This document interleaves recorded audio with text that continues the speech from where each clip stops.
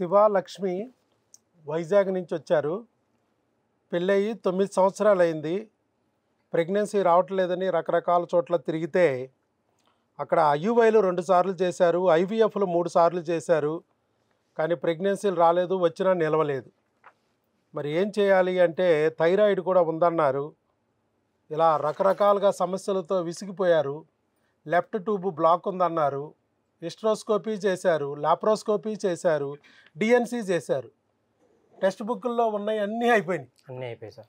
DNC అయిపోయింది, laparoscopy అయిపోయింది, hysteroscopy అయిపోయింది, ఐయుఐలు పోయినాయి, 2 ఐయుఐలు, 3 ఐవీఎఫ్ సార్. 3 IVF pregnancy. మరి మన దగ్గరకు వచ్చాక ఎన్నాళ్ళలో ప్రెగ్నెన్సీ వచ్చింది మీకు? 4 monthsలో వస్తుంది సార్. 4 monthsలో ప్రెగ్నెన్సీ వచ్చింది న్యాచురల్గా, మందులతో. ఐయుఐ లేదు, ఐవీఎఫ్ లేదు, హిస్ట్రోస్కోపీ లేదు, లాప్రోస్కోపీ లేదు. మరి ఎలా వచ్చిందని మీరే చెప్పాలి సార్. చెప్పేది ఏమీ లేదు సార్. మేము మా మిస్సెస్ యూట్యూబ్లో చూసింది. యూట్యూబ్లో చూసిన తర్వాత తను నన్ను చాలా ఒప్పించింది. నేను ఆర్మీ, నాకు అవ్వదని పరిస్థితుల్లో చెప్పినా కానీ తను ఖచ్చితంగా లేదు, ఒకసారి వెళ్ళి చూద్దాము, ఒకసారి ట్రై చేద్దాం అని చెప్పింది. మేము వచ్చాము, మీ కౌన్సిలింగ్ మొత్తం విన్నాము. 4 months మెడిసిన్ వాడాను సార్. కరెక్ట్గా 4 months వాడిన తర్వాత ప్రెగ్నెన్సీ సార్. ప్రెగ్నెన్సీ వచ్చేసింది సార్. వైజాగ్ కదా మీది? శివ లక్ష్మి వైజాగ్. కానీ చేసేది జాబ్ ఆర్మీలో ఇప్పుడు ఎక్కడ? భోపాల్లో ఉంటున్నాను సార్. భోపాల్లో చేసేస్తున్నారు జాబ్ చేస్తూ. ఇప్పుడు భోపాల్ నుంచి వచ్చారు పాపం. సరే, ఈయనకి చూసారా ఎన్ని ఐయుఐలు, ఎన్ని ఐవీఎఫ్లు, హిస్ట్రోస్కోపీలు, లాప్రోస్కోపీలు పోయినా రాని ప్రెగ్నెన్సీ కేవలం మందుల ద్వారా ఎలా వచ్చిందంటారు? ఇప్పుడు మనం ఏం ట్రీట్మెంట్ ఇచ్చాం? ఫస్ట్ 2 నెలలు ఫస్ట్ క్రిములకి ఇచ్చారు. క్రిములకి ఇచ్చాం, డిస్ట్రాక్షన్ డిఫెక్ట్. తర్వాత 2 నెలలు హార్మోన్ ఇచ్చాం, ప్రొడక్షన్ డిఫెక్ట్. తర్వాత ఆహారం గురించి చెప్పారు సార్. అలాగే భార్య భర్తల అన్యోన్యత గురించి చెప్పాం సార్. మరి ఇవన్నీ చెప్పి 2 గంటలు కూర్చోబెట్టి ప్రెగ్నెన్సీ న్యాచురల్గా పొందడం ఎలాగా అనేది మీకు వివరించాం. మన యూట్యూబ్ వీడియోలు చూస్తూ ఉంటే మీకు అర్థమైపోద్ది, అన్నిట్లో చెప్తూ ఉంటా. అదే మీకు ట్రైన్ వెళ్ళిపోద్ది అనే భయంతో ఇప్పుడు అంత ఎక్కువసేపు చెప్పడానికి లేదు సార్. నేను కొన్ని విషయాలు చెప్పాలనుకుంటున్నాను. చెప్పండి, ఎవరికన్నా ఏదైనా చెప్పాలి. హాస్పిటల్లో చాలా ట్రీట్మెంట్ తీసుకున్నాను నేను. ఐవీఎఫ్, ఐవీఐ అన్నీ చేయించుకుంటే అందరూ అన్నారు సర్వేగస్కి వెళ్ళిపోవాలన్నారు కొందరు. తర్వాత కొందరు డాక్టర్లు అన్నారు నీకు లేదు, మీ మిస్సెస్కి ఎగ్స్ రావట్లేదు, ఎగ్స్ మీ మిస్సెస్కి రావు, మీరు ఇంకా మీకు పిల్లలు పుట్టే ఛాయిస్ లేదు, అది ఇది చాలా చెప్పారు. కానీ నేను అవన్నీ పట్టించుకోలేదు. మా మిస్సెస్ ఏది చెప్పిందో యూట్యూబ్లో చూసిన తర్వాత డాక్టర్ గారి పేరు మీద చాలా ఇది నడుస్తుంది, పాజిటివ్ నడుస్తుంది. అది ఆలోచించి నేను ఒక అడుగు ముందుకేసి వచ్చాను ఇక్కడికి. వచ్చిన తర్వాత నాకు అనుకున్న సక్సెస్ రేట్ నాకు టక్కన కుదిరిన 4 నెలలుగానే. రైట్. చాలామంది ఏం చెప్పారు, ఎక్సే లేవన్నారు, ప్రెగ్నెన్సీ రాదన్నారు మరి అని చెప్పి ఐవీఎఫ్లు కూడా చేసినా రావట్లేదు. 1 కాదు 2 కాదు 3, ముచ్చటగా 3 ఐవీఎఫ్లు, ముచ్చటగా 2 ఐయుఐలు అన్నీ అయిపోయినాయి.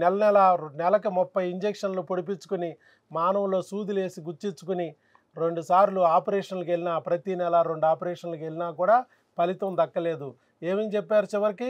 సరుగేట్ మదర్కి వెళ్ళిపోండి. ముందు ఎక్స్ బాగలేదన్నారు, ఐవీఎఫ్లు చేశారు. చివరికి గర్భసంచి వేస్ట్, సరుగేటు పోండి అని చెప్పారు. అది కూడా పోయిన తర్వాత వచ్చినా కూడా నేను ఇచ్చేవాడిని ప్రెగ్నెన్సీ. సో ప్రెగ్నెన్సీ రావడానికి కారణాలు వేరు, వీళ్ళు చేస్తున్నది వేరు అని చెప్పాం. ఇంతకీ ప్రెగ్నెన్సీ మన మందుల ద్వారా వచ్చిందంటే నమ్మబుద్ధి కాదు కదా. యూరిన్ టెస్ట్ చేస్తే 2 గీతలు వచ్చినాయి, మరి బ్లడ్ టెస్ట్లో కూడా చెయ్యండి అని చెప్పాం మనం. వాళ్ళు 2 టెస్టులు 2 గీతలు వచ్చినాయి నిజమేనా అన్నట్టుగా మాకు ఫోన్ చేశారు. టెలికాలర్లు ఫోన్ చేస్తే అమ్మ బ్లడ్ టెస్ట్ కూడా చేసుకోండి, ఒకవేళ దాంట్లో 5 దాటితే ప్రెగ్నెన్సీ 121 వచ్చింది, సో ప్రెగ్నెంట్. సరే, మరి ప్రెగ్నెన్సీ వచ్చింది అంటున్నారు, మరి అది ఎక్కడ వచ్చింది? గర్భసంచిలో వచ్చిందా, ట్యూబుల్లో వచ్చిందా తెలియాలి కదా. వచ్చింది మళ్ళీ ట్యూబ్లో వస్తే నో యూజ్. అందుకనే మరలా స్కాన్ చేయించుకోమన్నాం. అక్కడే భోపాల్లోనే ఆర్మీ హాస్పిటల్లోనే స్కాన్ చేయించుకున్నారు. ఏ హాస్పిటల్ అయితే ఐవీఎఫ్ల వల్ల ప్రెగ్నెన్సీ రాలేదో, ఏ హాస్పిటల్ అయితే ఐయుఐల వల్ల ప్రెగ్నెన్సీ రాలేదో, వచ్చినా నిలబడలేదో, అదే హాస్పిటల్లో మళ్ళీ స్కాన్ తీయించుకోమంటే ప్రెగ్నెన్సీ కన్ఫామ్ అని ఇచ్చారు. మా డాక్టర్లు అయితే షాక్ అయ్యారు నిజంగా. వాళ్ళు అడిగారు నన్ను, మెడిసిన్ ఏం బయట నుంచి వాడుతున్నాను. నేనైతే నిజం చెప్పలేదు, బయట నుంచి అయితే వాడలేదని చెప్పేశాను. నార్మల్గా వచ్చిందని చెప్పాను మా డాక్టర్లకి. నార్మల్గానే వచ్చింది, మనం ఏం ఐయుఐ చేయలేదు, ఐవీఎఫ్ చేయలేదు, ఆపరేషన్ చేయలేదు, కత్తి పట్టుకోలేదు, ట్యాబ్లెట్స్ కూడా. సో ట్యాబ్లెట్ ద్వారానే న్యాచురల్గా భార్యాభర్తలు కలుస్తూనే వస్తాయి, అలాగే వస్తాయి అని చెప్పాము. 5 వారాల 3 రోజులు గర్భసంచిలో ఉంది, డెలివరీ టైము 24/1/2025 అని ఇచ్చేశారు.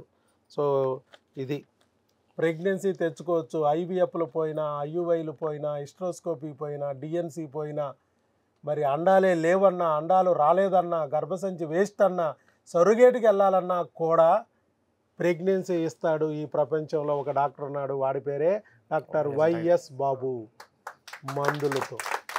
అది ఆల్ ది బెస్ట్ అండి. అలా భోపాల్ నుంచి వచ్చి ఈరోజు పాపం మీరందరికీ ధైర్యం కలగాలని ముందుకొచ్చి వీడియో ఇచ్చారు. మీకు గట్టిగా చప్పట్లతో అభినందనలు తెలియజేయండి అమ్మా. అలాగే మీరు అందరూ అసలు ఆలోచించవద్దు. ఖచ్చితంగా ఇక్కడ మెడిసిన్ వాడండి. ఖచ్చితంగా 100% సక్సెస్ రేట్ ఉంటుంది. ఖచ్చితంగా ఉంటుంది 100%. ఇది మాత్రం నాకు గ్యారంటీ సార్. ఖచ్చితంగా నేను చెప్తున్నాను. All the best. ఈ బుక్ కూడా ఇవ్వండి మీ ఆవిడకి. ఇది ఏం తినాలి, ఏం తినకూడదు గర్భిణి. ఇంతకుముందు ప్రెగ్నెన్సీ రావడానికి ఏం చేయాలనేది ఒక బుక్ ఇచ్చాం. ఇప్పుడు ప్రెగ్నెన్సీ వచ్చాక గర్భిణీగా ఏం చేయాలనేది ఈ బుక్.